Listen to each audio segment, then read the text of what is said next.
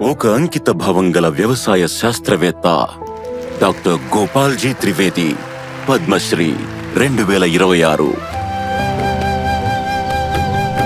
జ్ఞానం నుండి సైన్స్ వైపు సాగిన ఈ ప్రయాణం 1930లో బీహార్లోని మట్లూపూర్ గ్రామంలో ఒక రైతు కుటుంబంలో జన్మించారు. అతను చిన్నప్పటి నుంచే తెలివైన విద్యార్థి.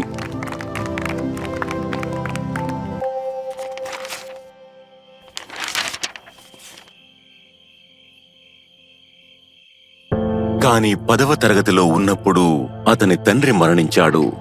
ఆర్థిక ఒత్తిళ్లు అతన్ని పుస్తకాలు పక్కన పెట్టి నాగలి పట్టేలా చేశాయి.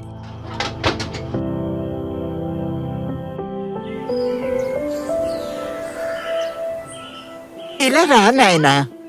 కాని అతని తల్లి విశ్వాసం ఎప్పుడూ కోల్పోలేదు. చూడు, నువ్వు చదువుకో, ఇల్లు నేను చూసుకుంటాను. అతని టీచర్ కూడా అతని సామర్థ్యాన్ని గుర్తించారు. మీరు ఒక రైతు, మీ చదువు రైతుల సేవకి ఉపయోగపడేలా చూసుకోండి, సరేనా? మంచిది.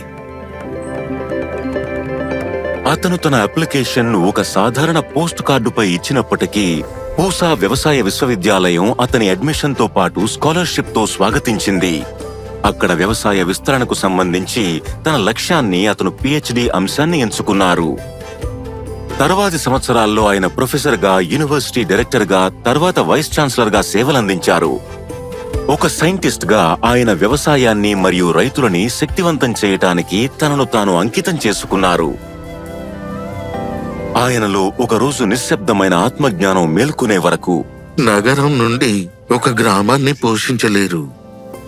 అలా రిటైర్మెంట్ తరువాత ఆయన తన స్వగ్రామం మత్లూపూర్కు వచ్చారు. రైతుల మధ్య జీవించడానికి, వారి కష్టాలను ప్రత్యక్షంగా అర్థం చేసుకోవడానికి. నమ్మకం లేదా పంటలు రాత్రికి రాత్రే ఫలించవు. కొంత సమయం పట్టింది, కానీ అతను రైతులలో ఒకటిగా మారి వారి నమ్మకాన్ని సంపాదించుకున్నాడు. అలా అతను కిసాన్ మిత్రుడిగా, గ్రామ పురుషుడిగా, కర్మయోగిగా ప్రసిద్ధి చెందాడు. క్యానపీ మేనేజ్మెంట్ ద్వారా ఆయన ముజఫర్పూర్లో లిచ్చీ సాగులో మార్పులు తెచ్చారు. నీటితో నిండిన భూములలో ఆయన చేపల పెంపకాన్ని, ఇంకా మఖానా వాటర్ చెస్ట్ నెట్ ఆధారిత వ్యవసాయాన్ని ప్రవేశపెట్టి జీవనోపాధిని మెరుగుపరిచారు. అలాగే శీతాకాలం మొక్కజొన్న సాగుకు శాస్త్రీయ పద్ధతులను ప్రవేశపెట్టి దిగుబడిని అనేక రెట్లు పెంచారు.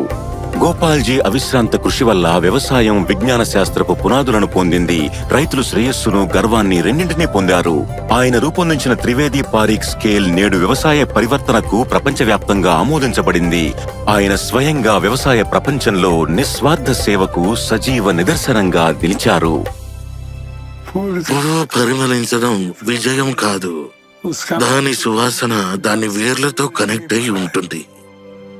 డాక్టర్ గోపాల్జీ త్రివేది, పద్మశ్రీ 2026. శతకోటి వందనాలు.